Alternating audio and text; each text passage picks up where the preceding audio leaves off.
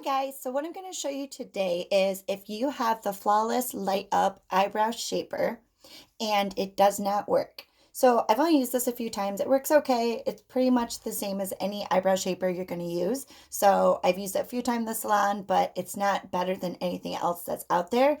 Even the cheaper ones are like $6 and it's just the typical. That works just as well.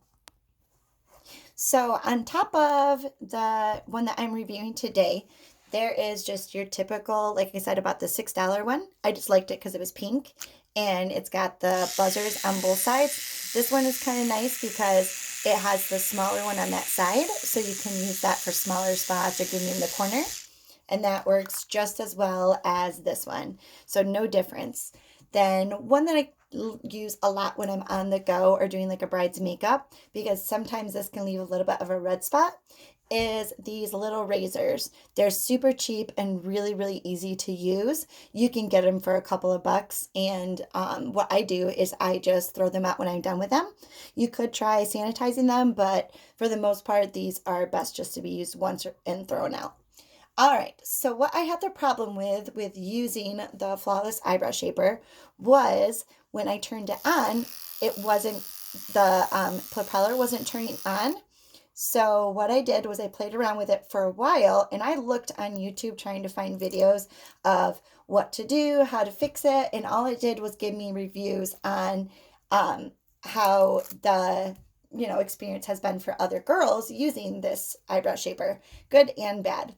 So when I take it off, you can see where the blade is and it actually turns on and lights up really easy. I was thinking about trying just to do it this way, but I'm very clumsy and I know I would probably cut myself. So I messed around with it a little bit longer. So what happens is when this is on, it's going really well. When I put the top on, all you do is turn it and it kind of clicks. And when you turn it on, see, the light is coming on, but the blade won't actually go around. So I had to mess around with it and have it turned on and try to find a way to get it to still turn on.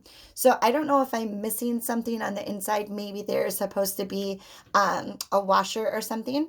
But what I finally figured out is if I leave it up a little ways, and like I said, I'm going to turn it on and off to make sure it's still going to work. It's kind of finicky to get it to a spot where it actually stays on. And then all I did was take a piece of tape. Very easy and cheap. All right, let's try to get it one more time. So if I did it too low, it does not work. So kind of messing around with it and making sure it's going to turn on. I'm going to try to do it a little bit higher up. So about right here. Well, let's see. See, so even though it's an easy fix, instead of just getting rid of it and throwing it out or saying, you know what, it's just not going to work because it isn't that much better than the other ones. If you play around with it for a little bit, it can get it going. There we go. All right, it's still going, so I'm just going to tape around. And then something easy to do is you can just do right along your hand right here. And I used that, and it kind of showed me that the blade is still working. So easy fix to get that to still work and not have to go buy a brand new one. But again, this is not any better than the cheap one from here. It does light up, but I don't really feel like that was a big difference for me. And the throwaway one-time use ones that are just a few bucks are really good too.